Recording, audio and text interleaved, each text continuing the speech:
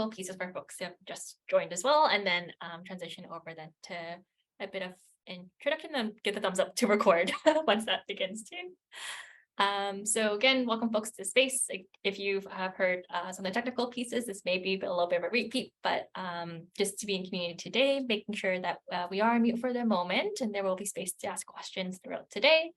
As Sherilyn has shared too, the session will be recorded, but confidentiality will be maintained through the editing process and removal of names. So in terms of keeping up with that, I will also read out your question, but I won't read out your name in terms of that. And you're more than welcome as well to private message me your questions throughout if you would like those curiosities answered as well. Just know that subtitles are also available today as well. So you can hover over to the bottom of Zoom and click show subtitles.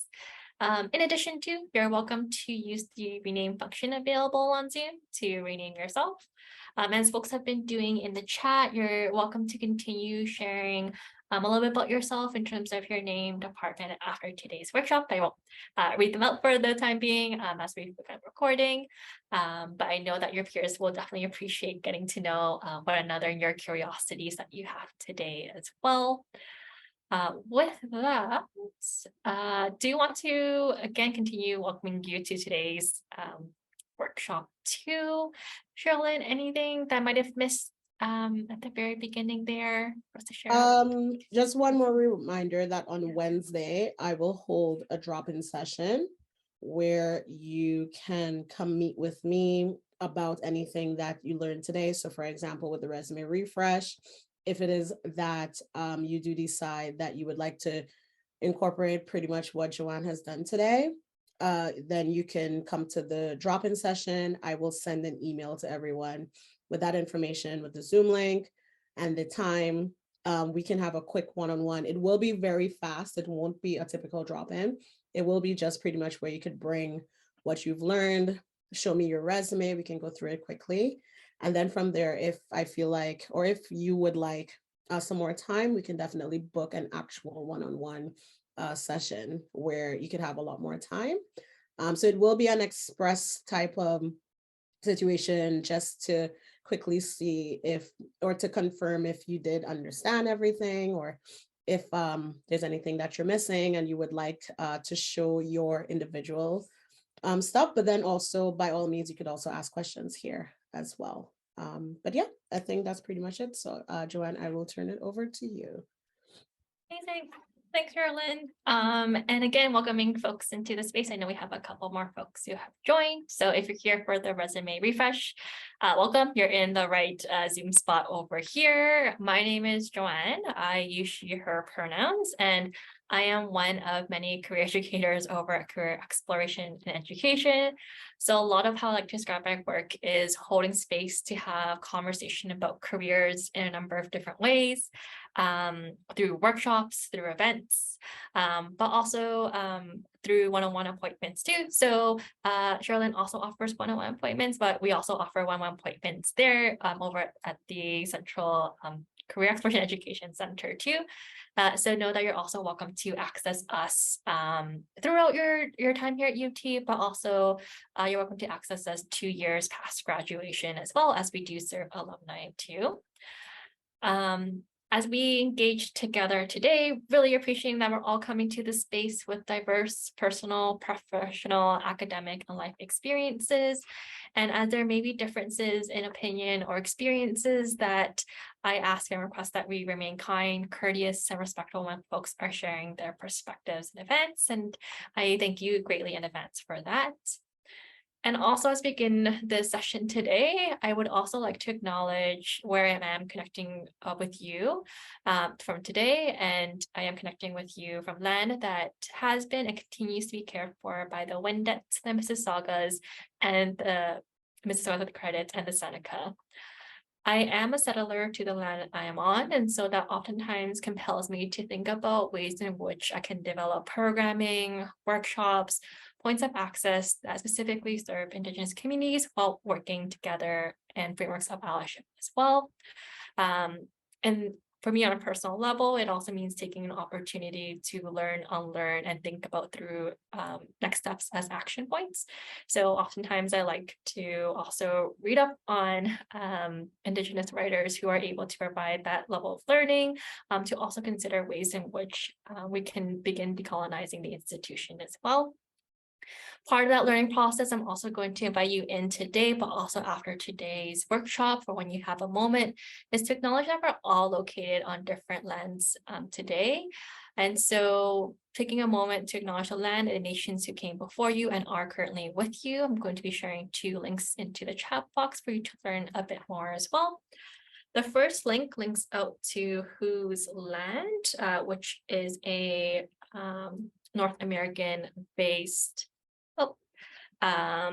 link for you to learn a little bit more about how much of the treaty rights are recognized by the government, fully acknowledging the inequities that are pursuant with it too. And also Landmark, which is an internationally based website as well, for you to also learn about treaty rights that govern Indigenous folks broadly as well. So I will dedicate time to sharing out those 2 links as well in just a quick moment too. And in terms of continuing to be in community and dialogue with one another, inviting folks to come from a lens of curiosity. So if you do have questions throughout, know that you're welcome to private message me if you would like for me to have a look through the question and explore as well. It might be the case too that I will also be queuing you up in terms of, that question will be answered shortly in an upcoming slide. So also know that that may be the case as well. Yeah, and welcome questions afterwards too, in case there are curiosities there too. Do apologize, might be hearing some clicking noise because it seems like I've lost access to my slide notes here. So I'm going to quickly troubleshoot just to make sure that that is already up as well. But continue using the space to introduce yourself in the meanwhile. We'll get started very shortly here. Apologize for the quick technical glitch there.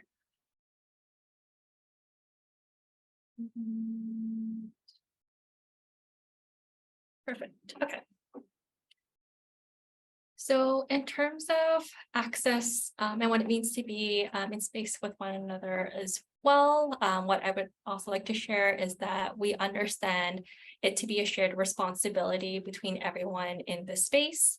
And so from the AOD office at the University of Toronto, we strive to create an accessible space that reduces the need for you to disclose a disability or impairment for the purposes of gaining accommodation. In doing this together, we strive to welcome disability and the changes it brings to our space. So I will invite folks for about 30 seconds. You're welcome to private message myself or Cheryl Lynn, and Cheryl can feed it forward to me in terms of what you may need in order to engage in this virtual space today.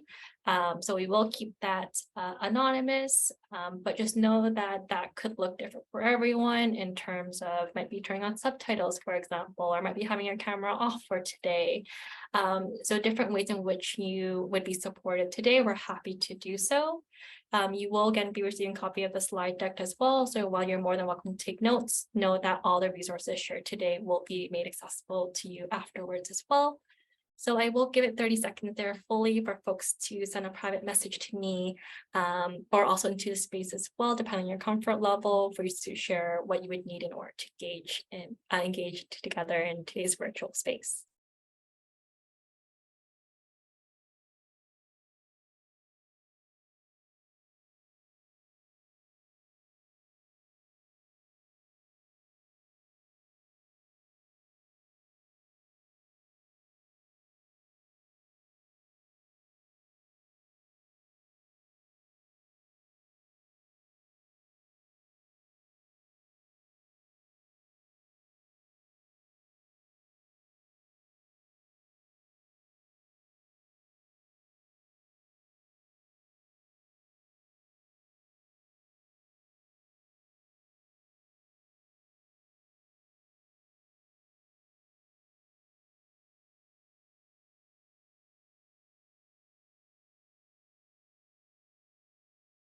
Awesome. And I appreciate that needs might be ongoing as well. And so if anything does arise throughout, please know that it's always an open and welcome space for you to also share in addition to.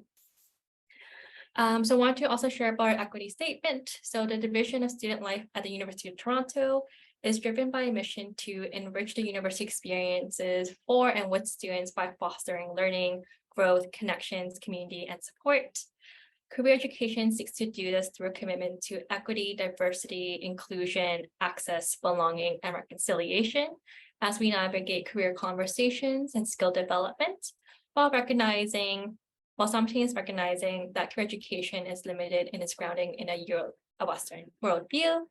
So I will also offer another 30 seconds for us to reflect on what is one thing that we can do today to contribute to an equitable and inclusive space. This will be more of a private reflection. So whether you jot it down, think about it, reflect upon it, just know that this won't be shared into the open space. So I'll give it again, 30 seconds there for folks to reflect.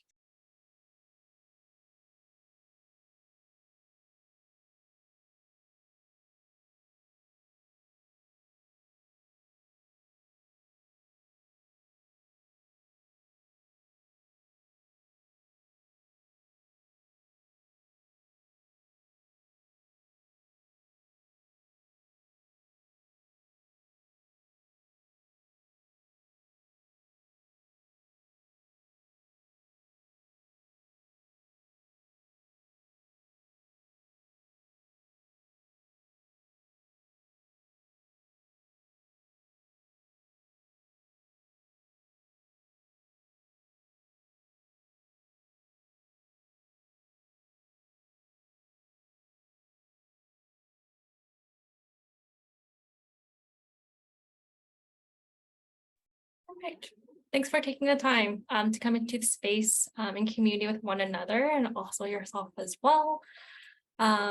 With that, again, sharing a little bit about how we'll be engaging today. So we will have an optional mic on share. Also, you can share in the chat as well. You're welcome as well to participate in independent activities to integrate today's learning. So as I promised, there will be a short working period where you can work on your resume. If you have it with you today, along with the job description too, you're welcome to also follow along and do some of the activities throughout that we'll share. So know that there will be dedicated space, but you also can review throughout. So we will be doing a bit of a group review of the core components of our resume, going through what's a quick one-on-one about things about resumes that you should know about. There will be an option to do an anonymous submission of your resume statement.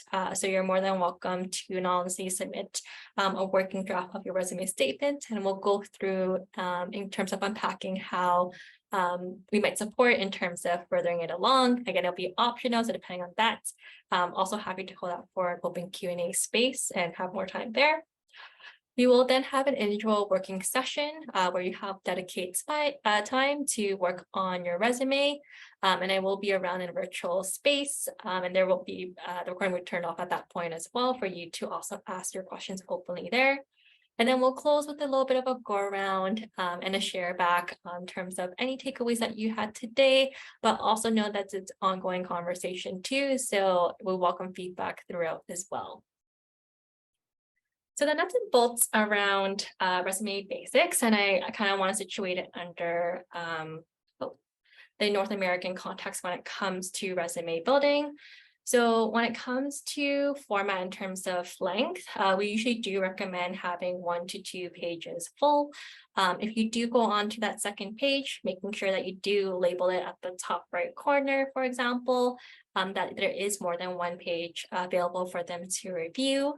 I totally appreciate that the full pages might invite a level of negotiating around information that you may have to add on or feeling stretched a little bit to meet that full pages. So what I'll offer with that is that there are supports in terms of thinking around what that full pages might look like, but also to give yourself space and grace to go to that 1.5, and then from there know that it will be a working document, a living document as well.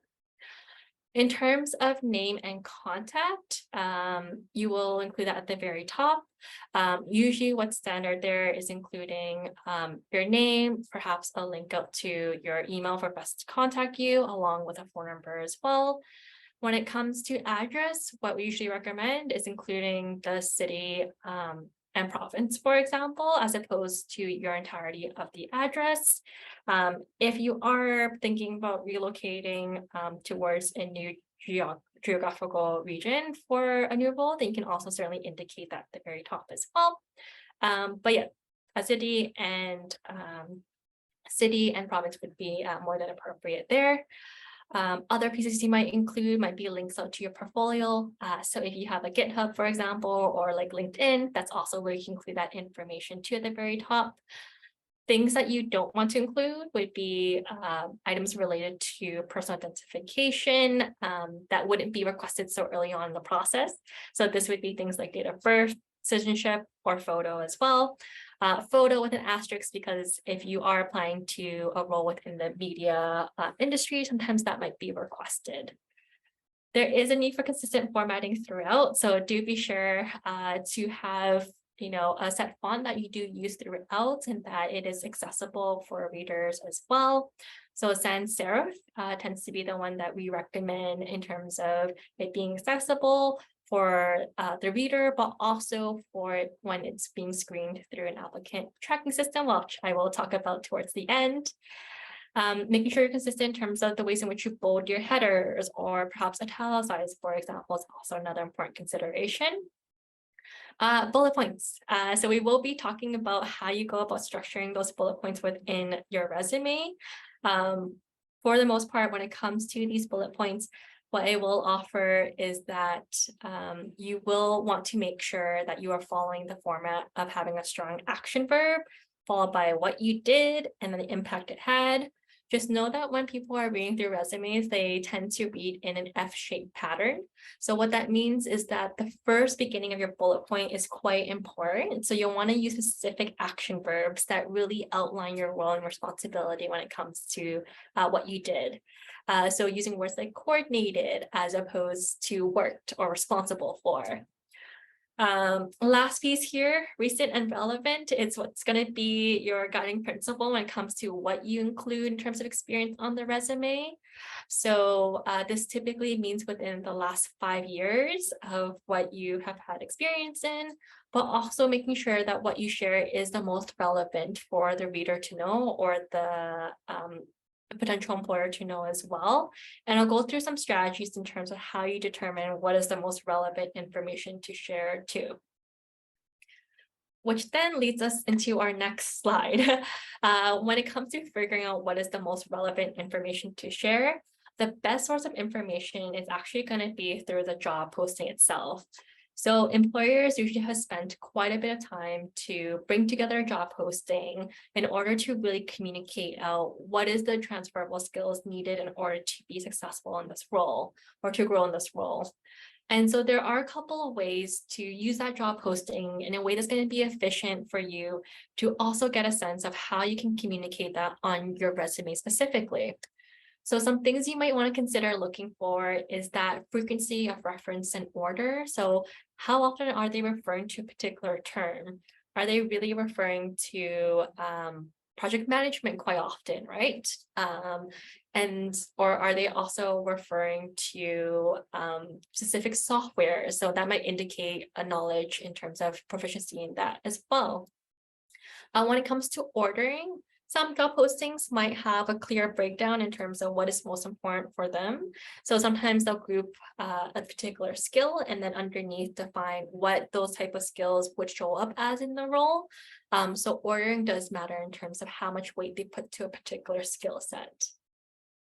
Which means then reading in between the lines. So you'll want to then from there get a sense of, all right, it seems like the top 3 skills from the job posting I'm looking at seems to be communication, project management, and also event planning. I'm choosing 3 random ones here. You'll want to get sense from those three. Well, how are they articulating that? Because for a skill like communication, that could show up in a number of different ways, whether that's written communication in terms of drafting reports, or perhaps oral communication and that ability to disseminate or share out knowledge to various stakeholders, for example. So you really want to get specific in terms of understanding how they're articulating the skill that they are trying to have within a potential candidate. Which then leads me to my final point here, which is being very cognizant of the industry-specific language and terminology that is coming up in the job posting. So this is where attention to detail is super helpful, because an example I always give when it comes to this is when they're referring to clients, for example, are they referring them to clients, or are they referring them to customers? Or are they referring them to stakeholders? Do they differentiate between external stakeholders, internal stakeholders?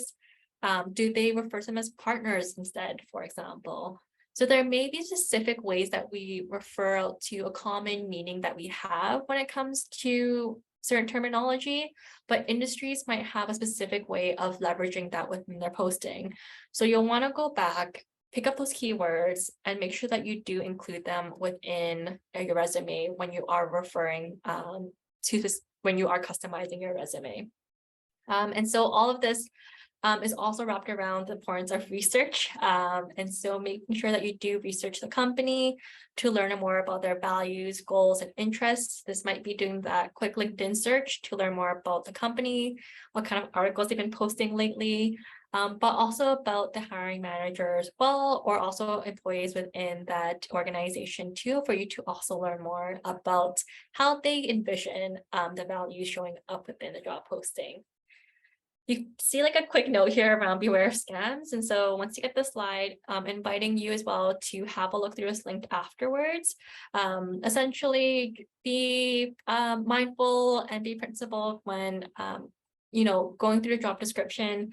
If there is little to no information on the job description or job posting, it might be a potential red flag. So you'll want to do due diligence to do research to learn a little bit more before applying. Some other things to kind of keep note of too is never share your personal information too early on during the initial application process. And so this is a couple of pieces that you might want to keep in mind, that you are not sharing too much early on when it comes to that initial application review process. Some common sections when it comes to the resume. So this is a structure that we often recommend in terms of how to approach it when you're beginning to build out your resume or updating your current one that you have. The first is to have a summary or highlights of qualification. And this is a quick synopsis or preview of who you are as a candidate before they go through other components of your resume. I'll go through a little bit about what that highlights of qualification looks like on the next slide. But it's usually about 3 to 4 bullet points in full that really summarize what kind of skills you are going to be bringing, what you're well versed in. Sometimes there's a bit of a quantitative piece to it too.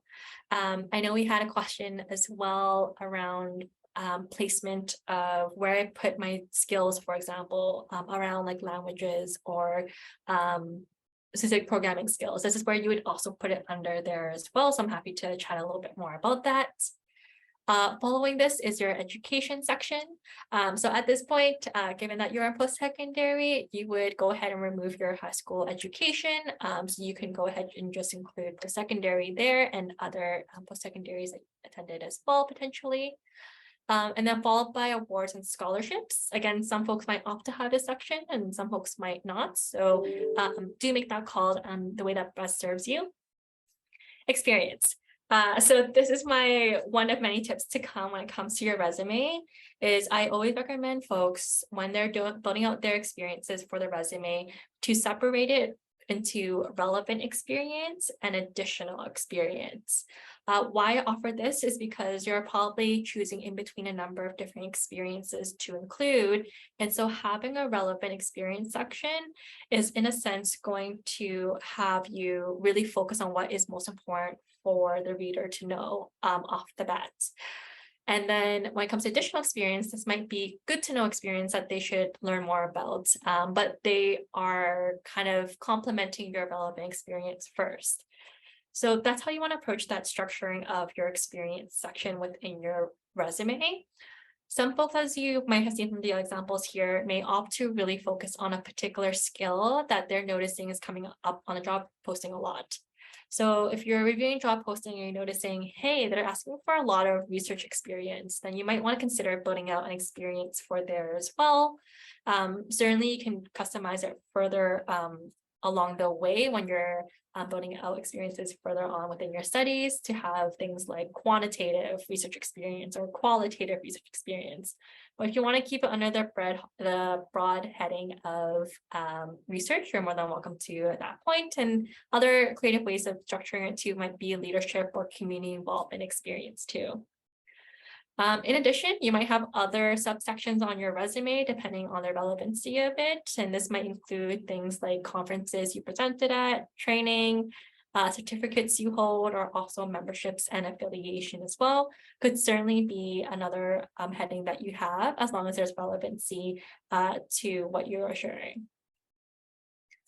So HACCP qualification, as I've shared, it is the first section on top of your resume, usually about 3 to 5 bullet points. It really summarizes your experiences based on the key skills the employer is looking for and replaces the objective header originally there.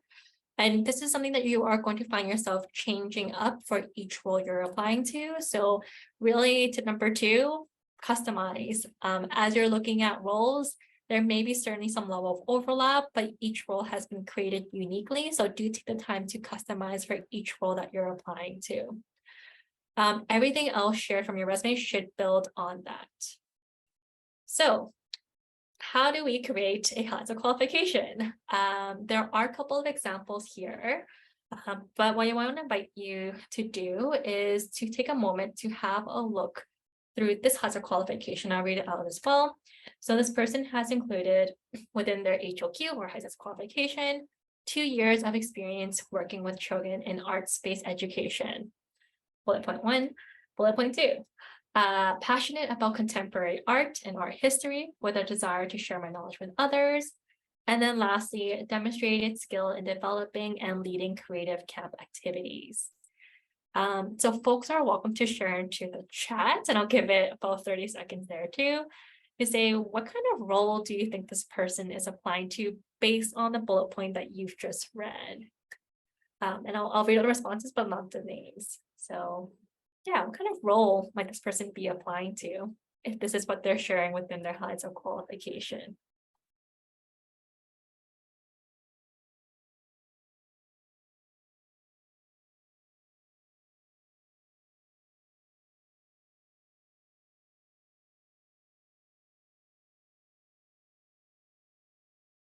Awesome. As you saw, I shared perhaps like a camp instructor, arts teacher, perhaps a part-time like art tutor.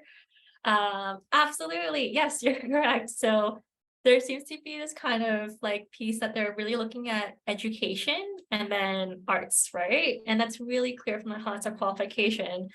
So that's the kind of level of clarity that you want to give within your HACCP qualification, right?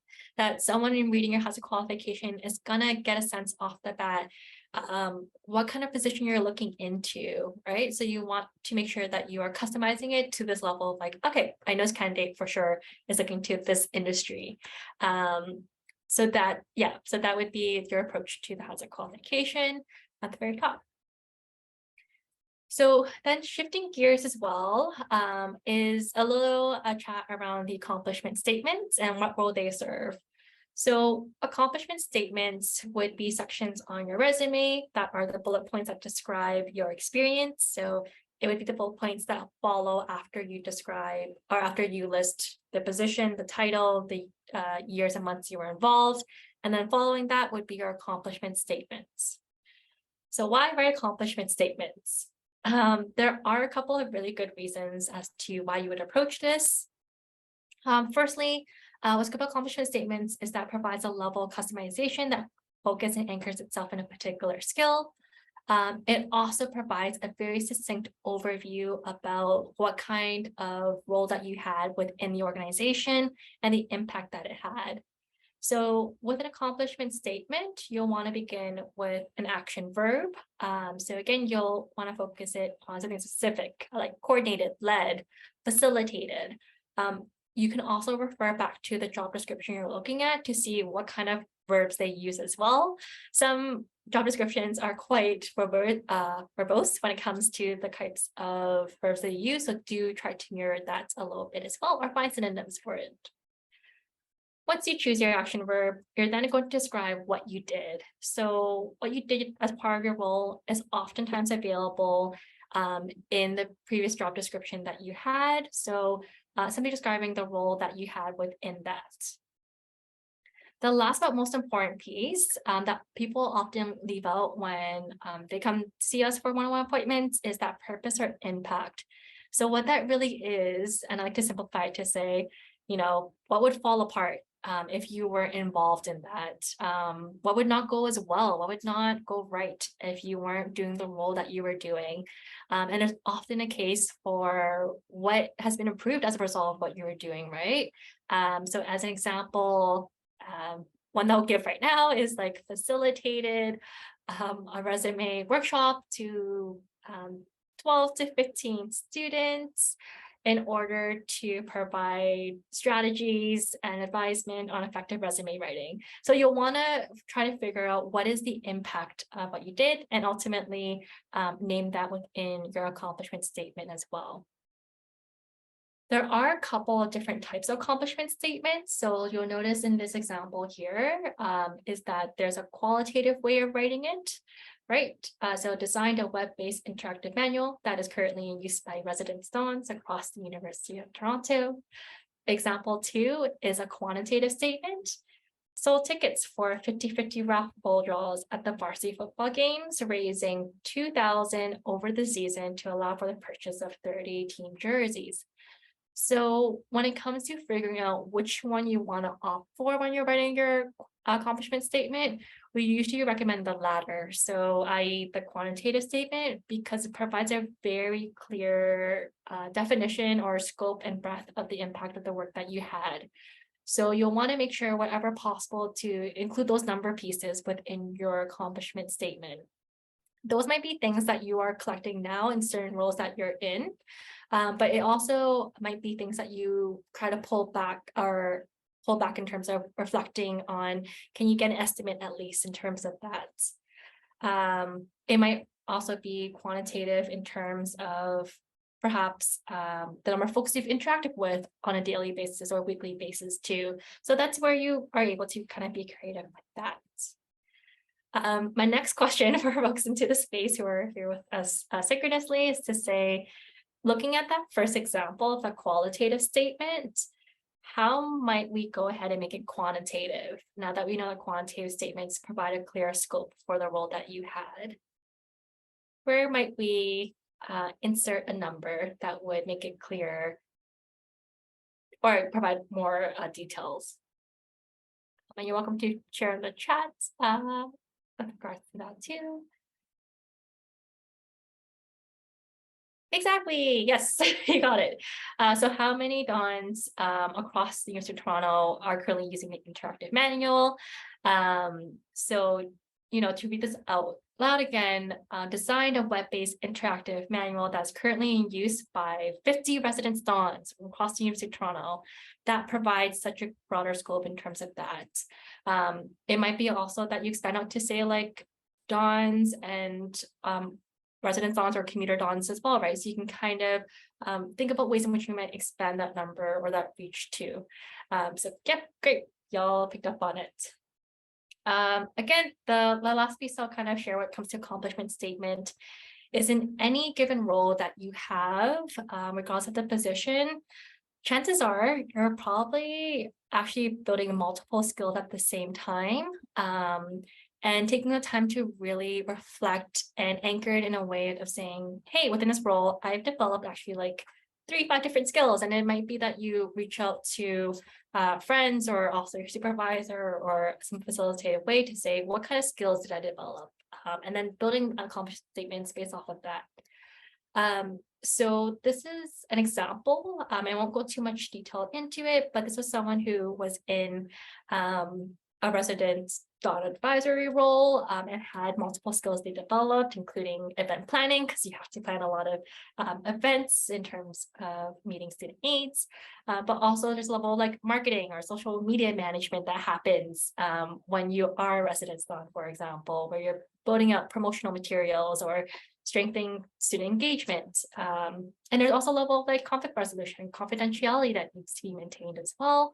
So really come reflect on the experiences you have had, both in your extracurricular activities, within your paid and unpaid work as well, and other various committees that you might be on as well, to think about the types of skill you develop. One way, or the kind of third tip I'll give with this, is it really is useful for doing it or reflecting in this way of skill development, because on your resume, when you go back to it and you're looking at, you know, that experience section, that's where you can kind of make the case to say, hey, I've had like a lot of like conflict resolution experience and I want to build a section there, or perhaps there's a event planning experience section that you really want to build out there.